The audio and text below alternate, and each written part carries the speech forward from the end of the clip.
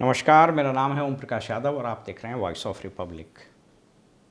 पटना साहिब राजधानी का सबसे वीआईपी सीट। पहले पटना में सिर्फ एक पार्लियामेंट्री कॉन्स्टिट्यूंसी हुआ करता था। 2008 के परिसीमन में आबादी के बढ़ने के कारण पटना दो भागों में बंट गया, पटना साहिब और पाटलिपुत्रा। तो पटना साहिब में परिसीमन के बाद जब चुनाव हुआ तो 2009 और 2014 में शत्रुघ्न सिन्हा बीजेपी से चुनाव जीते।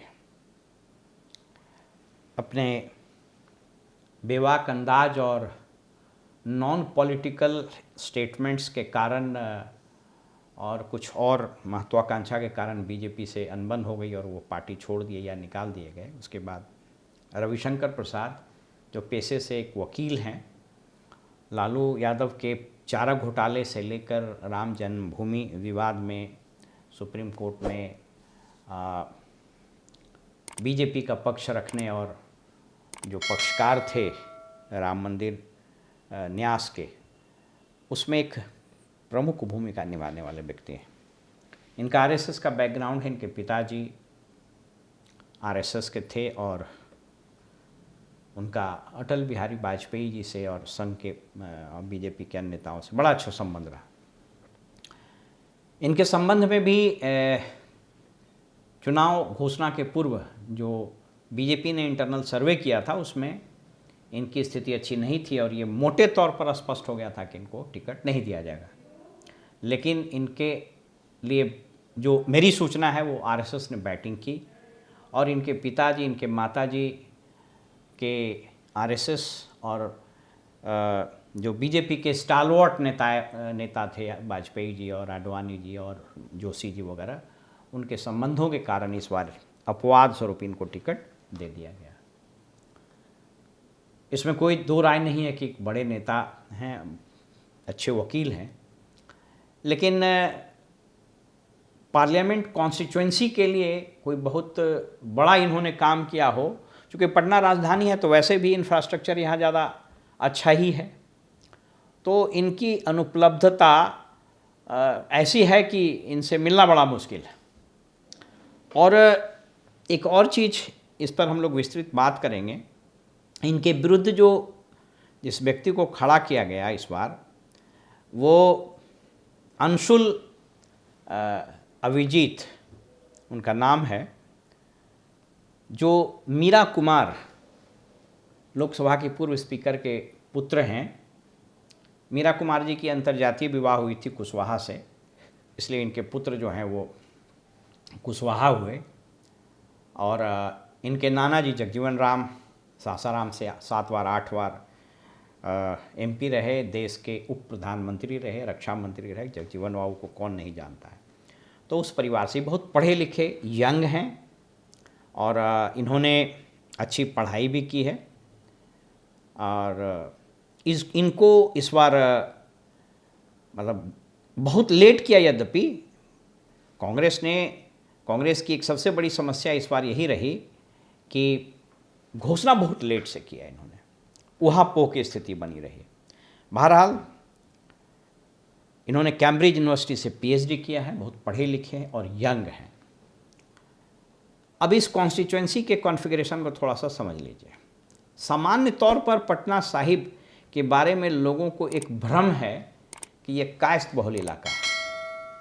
जब पटना एक कॉन्स्टिट्यूंसी हुआ करता था उस वक़्त एक रामोतार शास्त्री जी, मतलब आप यूँ समझें कि वो कई बार यहाँ से रामोतार शास्त्री 67, 71, 80 में वो चुनाव जीते communist party of India CPI से। बहुत ही ईमानदार छवि। और शैलेंद्र नाथ श्रीवास्तव भी जीते। रामकृपाल यादव मतलब 3 बार से अधिक चुनाव वहाँ जीते। जैसा मैंने बताया 8 में जब वो कॉन्स्टिट्यूंसी चेंज हो गई और 2 भाग में बट गई तो पटना साहिब और पाटलिपुत्रा हो गया। यहाँ अभी भी एक भ्रम है कि यह कायस्थ बहुल इलाका है। इस बार लगता है ये भ्रम लोगों का टूट जाएगा। आप इसके कॉन्स्टिट्यूएंसी को देख लीजिए, क्योंकि बड़ा ज़िला है, इसमें 6 कॉन्स्टिट्यूएंसी जो है विधानसभा का सब इसी ज़िले में है। बख्तियारपुर, अनिरुद्ध यादव आरजेडी। बख्तियारपुर यादव बहुल इलाका है। दियारा इनफैक्ट ब्रिटिश के समय जो सेटलमेंट हुआ उसको अगर आप देखिएगा तो पटना सिटी से लेकर के फतुहा, बख्तियारपुर, बाढ़ से सटा हुआ इलाका तक वो यादव बहुल इलाका है। बाढ़ में राजपूत की आबादी थोड़ी है। फिर मोकामा से बढ़िएगा, मोकामा और आगे बढ़िएगा मराठी, बढ़िया, लखीसराय, उसके बाद रामपुर, सूरजगढ़ा के पहले तक वो भूमियार का सेटलमेंट। सूरजगढ़ा से लेकर के फिर आगे बढ़िएगा, सूरजगढ़ा, मेदनी चौकी, हेमजापुर, कुछ अपवाद को छोड़ करके आगे बढ़िएगा हेरू दियारा, भागलपुर तक वो इलाका पूरा यादवों का है। फिर उससे जैसे आगे बढ़िएगा तो फिर मंडल का इलाका है। इसलिए ये जो बख्तियारपुर है यह यादव बहुल इलाका है। दीघा संजीव चौरसिया जीतते हैं। दीघा अपेक्षाकृत इसमें यहाँ पर बहुत न्यू सेटलमेंट्स हुए हैं। एक समय में यहाँ पर कुर्मी की बहुत अच्छी आबादी थी, ज़मीन भी उन लोगों के पास था, यादवों के पास भी था, बट नए सेटलमेंट हुए हैं इसलिए यहाँ पर मिक्स्ड पॉपुलेशन है। बांकीपुर, ये पुराना पटना यही है, तो इसमें कायस्थ की अच्छी खासी संख्या। लेकिन एक समस्या यह है कि कायस्थ सामान्यतः बहुत ज़्यादा पढ़े लिखे का समाज है, तो अधिकांश लोग यहाँ से पलायन कर गए, दूसरे देश में या दूसरे शहरों में, बड़े बड़े मेट्रोपॉलिस सिटी में चले गए। अधिकांश जजेज, अधिकांश ब्यूरोक्रेट, अधिकांश प्रोफेसर्स, डॉक्टर्स, एक समय वो पूरा इलाका उसी नाम से जाना जाता हो। तो एकमात्र यह इलाका जो है बांकीपुर वो Kayastha. Kumhrar again is a new settlement. Kumhrar में कायस्थ की भी ठीक ठाक आबादी है, यादवों की भी आबादी और कुर्मी की आबादी अच्छी है। पटना साहिब यादव बहुल इलाका और फतुहा यादव बहुल इलाका। इसलिए इस बार आरजेडी ने स्ट्रेटजिकली अलायंस करके, आप कहेंगे आरजेडी टिकट नहीं दिया, कांग्रेस नहीं दिया, लेकिन ये कहने को टिकट कांग्रेस दिया है, ये डिसाइड आरजेडी सुप्रीमो ने किया। और यहाँ कुशवाहा को टिकट देने के बाद रविशंकर प्रसाद की मुश्किलें बढ़ गई है। जी हाँ, ये आपको हम बहुत गंभीरता से और बहुत ही जवाबदेही से कह रहे हैं। कदाचित यही कारण था कि इतने दिनों के बाद मोदी जी, इनफैक्ट संभवतः ये पहले प्रधानमंत्री थे जिनको इस व्यक्ति के लिए रोड पर उतरना पड़ा, रोड शो करना पड़ा।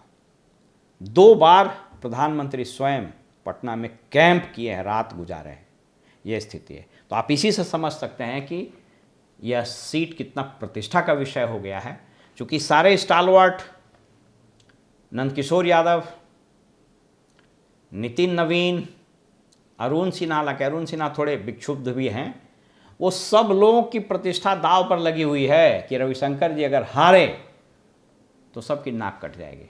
और चूंकि इन्होंने कुछ किया तो है नहीं। एक चीज़ और आपको बताते चलें, बीजेपी की एक घनघोर समस्या है इस राज्य में। बीजेपी के जितने नेता हुए, अब सुशील कुमार मोदी जी दिवंगत हो गए, मेरी विनम्र श्रद्धांजलि भी उनके प्रति। बहुत अच्छे नेता, ईमानदार छवि रही, बहुत संघर्ष भी किया, लेकिन लालू यादव का विरोध करते करते वो यादव का विरोध करने लगते थे। वही छवि रविशंकर प्रसाद की भी रही, वही छवि नितिन नवीन की भी रही। हाँ, ये छवि संजीव चौरसिया की नहीं है। तो बीजेपी की समस्या ये है कि ये लोग लालू यादव और आरजेडी का विरोध करते करते, अब जैसे मैंने कहा विजय सिन्हा, सम्राट चौधरी, इन लोग कहीं ना कहीं बात करते करते उस लक्ष्मण रेखा को पार करके यादव का विरोध करना शुरू करते हैं, और यहीं से इनके डिबैकल की कहानी शुरू हो जाती है। आप ये जान लीजिए कि बिहार जैसे प्रदेश में जहाँ 14 से 15% आबादी है, और आज के तारीख में यह सामाजिक रूप से बहुत मजबूत, आर्थिक रूप से भी बहुत मजबूत हो गया, अब तो शैक्षणिक स्तर भी बहुत बढ़ गया है, इसलिए इसको इग्नोर करके चलना बड़ा मुश्किल होता है। यही कारण है इस बार रविशंकर की परेशानी का, क्योंकि बख्तियारपुर, फतुहा, पटना सिटी आदि जगहों में इनको घनघोर दिक्कत हो रही है। दीघा, बांकीपुर, कुम्हरार वगैरह में इनको कंफर्टेबल मार्जिन मिल सकता है, लेकिन इन जिलों में, अब सोच लिए फतुहा में रामानंद यादव है, मतलब स्टाउंच सपोर्टर ऑफ आरजेडी, तो इस बार बहुत कठिनाई होने वाली है। तो 3 चीज रविशंकर प्रसाद के नेगेटिव जाता है। पहला, इनकी एंटी यादव छवि, दूसरा इनकी अनुपलब्धता और जनता के बीच और कोई काम महत्वपूर्ण नहीं इन्होंने किया है वो, और तीसरा स्वाभाविक रूप से एंटी इनकम्बेंसी। वहीं अंशुल के लिए वो चीज़ नहीं जाता, यंग है। कुशवाहा, जैसे मैंने बताया, कुशवाहा की जल्ला वगैरह में, सिटी के कुछ और इलाकों में अच्छी खासी आबादी, इसलिए आप देखिएगा कि नंदकिशोर यादव को भी एक बार ज़बरदस्त टक्कर हुआ था और हारते हारते बचे थे विधानसभा के चुनाव में। तो इस बार बहुत ज़बरदस्त टक्कर। अगर यादव, मुस्लिम और कुशवाहा और यंग वोटर्स जो तेजस्वी में जो क्रेज है, ये अगर टिल्ट कर गया तो इस बार रविशंकर प्रसाद को बहुत कठिनाई होगी। और ये जो मिथ है कि पटना साहिब कायस्थ बहुल इलाका है, ये शायद टूट जाए।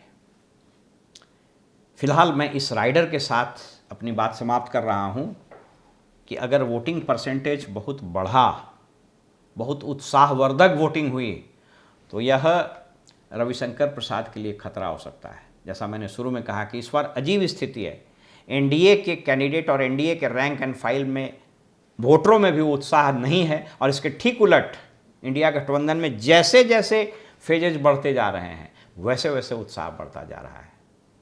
इसलिए पूरी ताकत दोनों पक्षों ने लगा दी है।